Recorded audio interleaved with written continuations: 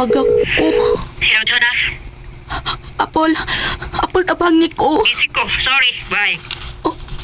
Shit. Ki-off niya sa phone. Kahilas ba? Halit siya, Apol. Biset ka! Animal! Kipagngan ko. Okay. Sakit sa akong kalawasan. Gumikan sa gibuhat tibog din rin ako. Ang akong gusok. Maragpaglisod ko. Kinahawat. Amay! Amay! Ma'am? Nga no? Ay, isugo ka? May kaila kang manghihilot. Ay, manghihilot. Ay, nga no man, unta, ma'am. Ako ipahilot di akong gusok. Maglisod ko ginawa.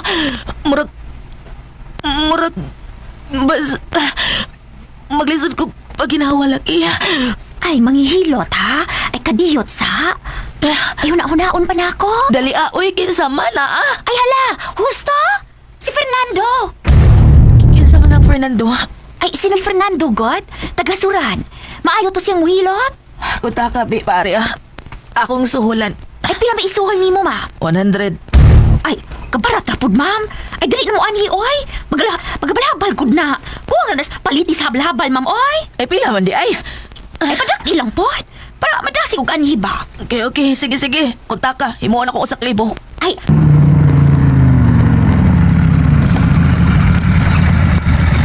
wagid maglangis, Fernando.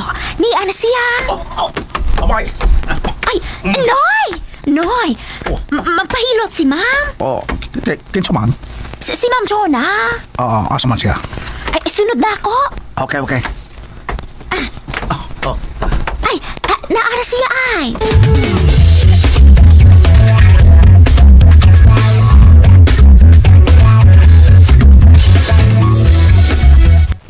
Ikaw si Fernando. Ako, Mansuna. May kamuhilot? Suwayan ko lang. Ano siya plus nga gamiton ni mo? Di ako idaan sa plus. Ano na? Lana? Dili, lana. Ayaw ng lana ha. Kay manimahaw at tiguang ana. Dili na lana, ma'am. Naon sa ka, ma'am. Kuan. Nadakin as ko. Naigo akong gusok sa may hagdanan lagi. Mo ba? Okay. Ato hiloton. Palihog.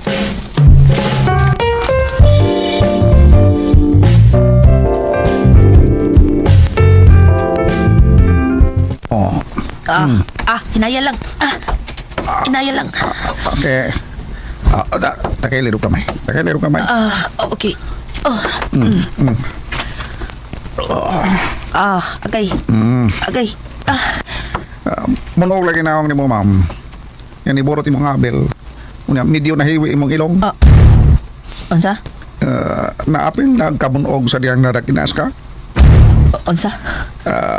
Apilo na to hilot ang imong ilong nga nahiwi. Unsa? Ay, indot mo kuning inyong gipuy. Mga tiles ang sa dangog. Mora nga dili ko tingali kalikayan nga marakinas. Nili pareha sa inyong gipuy ang alan. Kaila kang alan? Oo, kaila kay kong alan oy. Kaila man ko, ma'am. Wala ka nito taga sa akong kalingon. Permi na lang magatang sa pultahan. Magbit-bit o butilyas mino. Magsige gerok. Mamasin ka mo balik ka kaniya o ang inyong anak na si Atina. Unsa?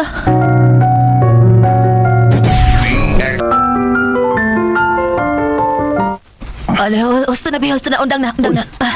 Wa pa, matiwas ma, batong tiwas. Ayaw na. Ni ay 1,000 Oh, 1,000 pesos. Punaan ko na. Himo na akong 2,000. 2,000. Uy, kadako man. Basta kay ayaw ipanabi nga mauni ang imong nakita nako. Ha?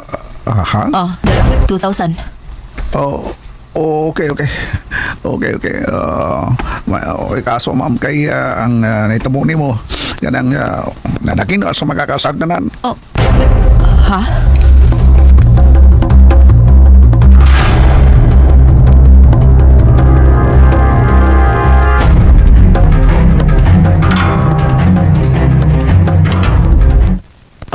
Wala si Amay.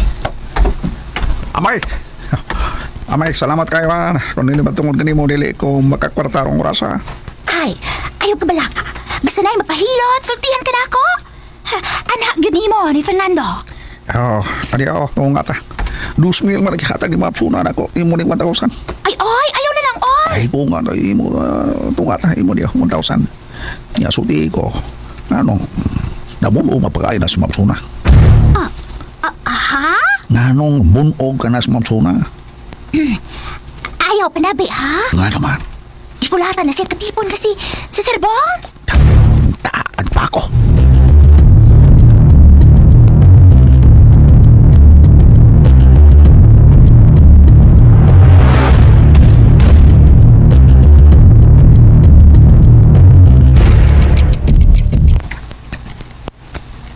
Amaw ka. Hanggaw ka, amay. Ay, ma, nga naman intawan. Mangutan na pa ka? Huwag man ka magsulti. Nagkantong Fernando, kailang si Alan. Ay na, wa gyud ko mahibaw, ma. Wa gyud ako masayod. Nakaila ba din sila ni Alan? Na, kapoy mo. May lagwa lang. May lag nila itong manabi. Ay, ma'am, ayaw lang kasuko ka. Kakuan ba? May ipangutana lang ko. Sama na. Sadihan ka mo pa si Alan, ang nag-live-in. Gikulata ka niya? Paraw ka magka-litsi ka. Ay kung pagutan agsama na, amay. Pawa, bi, pawa. Pawa, litsi. Pawa. Ay, oh, ma'am. Amaw. Hanggaw, tunta. Mangutan na pa. Pero...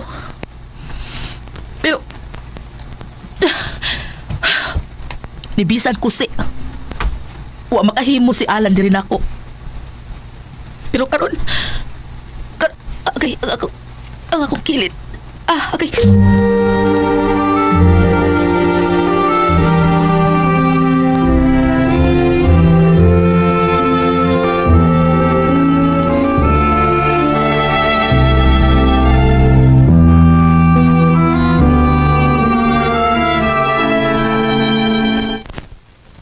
Uy, post this Facebook by Alan. Ilang picture dating na.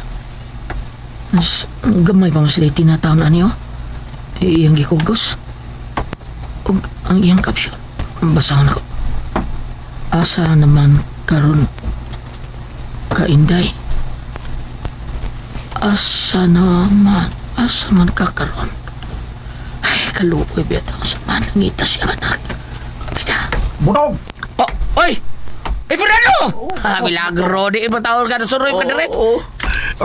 Nanginabuhi ito. Service na sad, bida. Hilot na sad. Mana itong paginabuhi. Kada hilot uli. Bida di mo no. Pero, may butong, nga nga pa eh. Huwag ako magtuo nga ang mahimo na kong customer mausi tsura. Oo, sabay. Tsura Alan ko. Tsura Alan ba? Ako naghilot ka niya. Si Alan, asa niya? May isulti ko niya.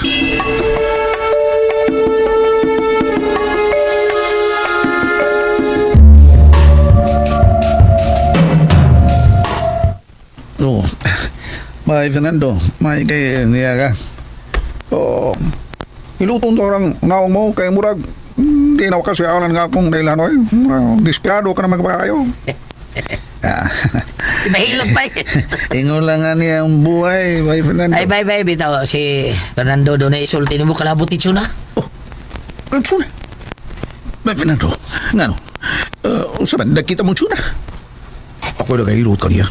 Us kang bunuga. Buba ang maut. Ganong split. Biyang ang gusok. Ganon. Di ko lata sayang katipon nga gikat ng ubong. Unsa? Pwede bunuga. Nang hubag ang naong. Pero burot ang kabel. Hibi ang ilong. Nablakay. Kulatado. Kinuha ko. Ang akong langga. Kulatado.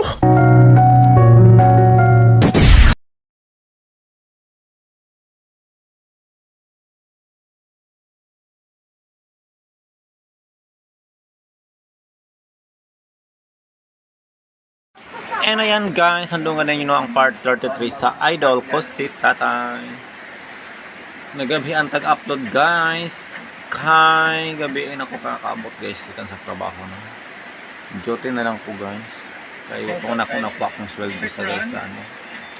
Pero gusto nyo kong mahawa guys sa trabaho para maka full time na po dito. Kaya lisod isabay guys ang trabaho o pag YouTube. Saan man abutan, Pero ang kablakan ako guys, kay mingaw ka itong YouTube channel, di na ako masustain guys ang akong mga balay ron ng kadabuan sa online. Mingaw po kayo ang negosyo ron, no? Mingaw kaayo guys.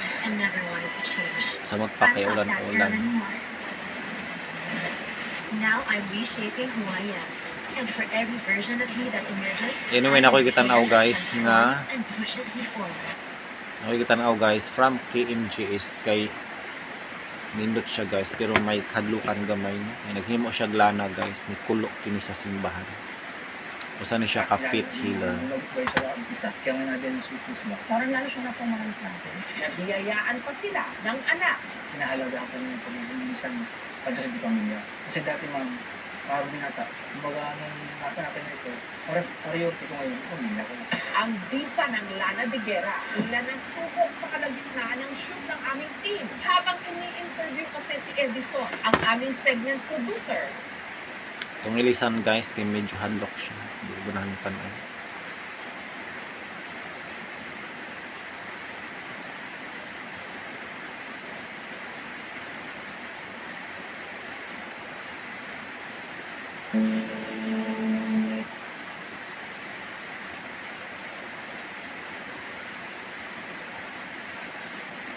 Bago pa man mapuno ng mga moderno Itong paminaw ni guys, Sari-Sari Store Secrets paano kumita ng malaki. Sari-Sari Store.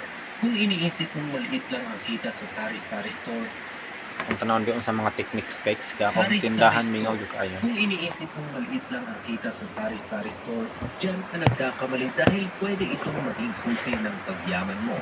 Kaya ibubunyag ko ang mga sikreto kung paano ito nagiging gold mine. Alam naman nating laging may demand ang negosyo ito. Kahit saan ka magpunta, may tindahan na bumubuhay sa pangangailangan ng mga kapitbahay. Pero paano ba makapagsimula nito? Ano ba ang mga dapat ihanda? Paano gagawing attractive ang tindahan mo? Paano makakakuha ng mga suki at higit sa lahat, ano ang mga sikreto para lumago ang isang sari-sari store at maging tuloy-tuloy ang kita para sa kinabukasan ng pamilya? Yan ang pag-uusapan natin sa video na ito. Ang number 1 ay paano magsimula. Una ay siyempre ang iyong kapital. Karaniwang nagsisimula ang iba sa 10,000 hanggang 20,000 pesos. Pero kung gusto mo mas kumpleto at mas handa, 50,000 pesos ay sapat na para may inventory, shelves, prep o freezer at business permits. Ang susunod naman ay ang lugar. Napakahalaga ng lokasyon. Ang ideal ay nasa harap ng bahay nyo o kaya sa kanto kung saan laging may dumadaan. O kung malapit ka sa eskwelahan, tricycle terminal o barangay hall ay mas maganda. At syempre business name at branding. Oo, kahit sari-sari store ay magandang maglagay ng pangalan. Halimbawa, 24/7 Corner Mart. Mas madaling matandaan ng mga tao yan kaysa kay Aling Nena. Ang pangalawang hakbang sa pagsisimula ay asikasuhin ang business permits. Kailangan mo ng barangay clearance, DTI registration, mayor's permit at BIR registration. Karaniwang gumagastos ng 3,000 hanggang 6,000 pesos depende sa lugar ninyo. Ang business permit ay hindi lang basta requirement. Malaking protection din ito laban sa penalties at para maseryosohin ka ng mga suppliers. Ang number 2 naman ay pag-set up ng tindahan. Pagkatapos ng planning, kailangan mo namang ayusin ang mismong tindahan. Dito madalas nagkakamali ang iba kasi akala nila basta may paninda at mesa ay sapat na. Pero tandaan mo na ang itsura at ang ayos ng tindahan mo ang unang impresyon ng mga customer. Kaya dapat ay maayos at presentable. Unahin natin ang shelves at layout. Ang mga maliliit at mabilis mabentang items gaya ng kape, candy, noodles at sigarilyo ay dapat nasa harap at madaling makita. Ang mga produktong mas malaki naman tulad ng bigas, soft drinks at canned goods ay dapat maayos sa gilid o sa pwesto kung saan madali mong maabot kapag bibili ang customer. Kapag organisado ang display, mas mabilis ang transaksyon at mas naiengganyo ang tao na bumili ng dagdag na items na makikita nila agad sa harapan. Kung kaya ng budget, maglaan din para sa isang ref o freezer. Malaki ang dagdag benta kapag may malamig na inumin, ice candy o frozen products gaya ng hotdog at siomai. Sa init ng panahon dito sa Pilipinas, isa sa pinakamabentang produkto sa tindahan ay malamig na soft drinks. Kaya malaking tulong ang pagkakaroon ng refrigerator o freezer. Ang susunod ay ang ilaw at kalinisan. Simple lang ito pero napakahalaga. Kapag maliwanag at malinis ang tindahan, mas kampante ang customer na bumili. Isipin mo kung madilim, magulo at maalikabok ang paligid, mas mababa ang tiwala ng tao. Pero kung maliwanag at maayos ang paninda, mas tatagal sila sa tindahan mo at mas mataas ang chance na bibili sila ng higit sa isang produkto. At huwag ding kalimutan ang safety. Kinakailangan gumamit ng screen, rehas o simpleng divider para sa seguridad ng tindahan mo, lalo na kung bukas ito hanggang gabi. Bukod sa proteksyon, nakakadagdag din ito ng sense of order at disiplina sa loob ng tindahan. Isipin mo ang tindahan mo bilang maliit na convenience store. Hindi ito kasing laki ng 7-Eleven pero pwede mo pa rin gayahin ang ideya. Dapat presentable, organisado at madaling lapitan. Kapag maganda ang unang tingin ng tao, mas malaki ang chance na babalik at magiging suki sila. Sa madaling salita, ang maayos na setup ay hindi lang tungkol sa ganda ng tindahan, kundi tungkol din sa tiwala at kumpiyansa ng mga customer. Ang number 3 ay pagpapaganda at pag-attract ng customers. Ngayon, ang tanong, paano ka nga ba magkakaroon ng suki? Siyempre, ang unang sikreto ay pagiging palakaibigan. Ikaw mismo ang magdadala ng atmosphere ng tindahan mo. Kapag ikaw ay approachable, magalang at marunong makipagkwentuhan ng kaunti, mas magiging komportable ang mga tao at mas malaki ang chance na babalik sila sa iyo. Ang suki relationship ay nagsisimula sa simpleng magandang pakikitungo. Ang sunod naman ay consistency.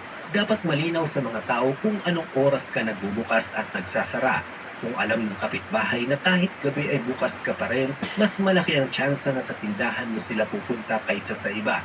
Sa negosyo, ang consistent na schedule ay nagbibigay ng kumpiyansa at tiwala sa customers.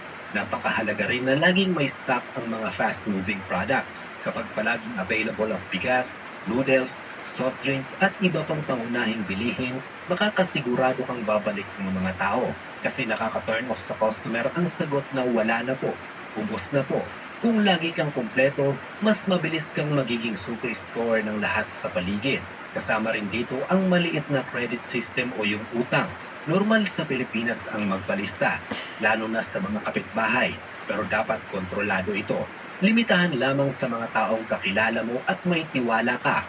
Ang tamang disiplina sa utang ay nakakatulong para hindi maipit ang puhunan mo at tuloy-tuloy ang daloy ng paninda.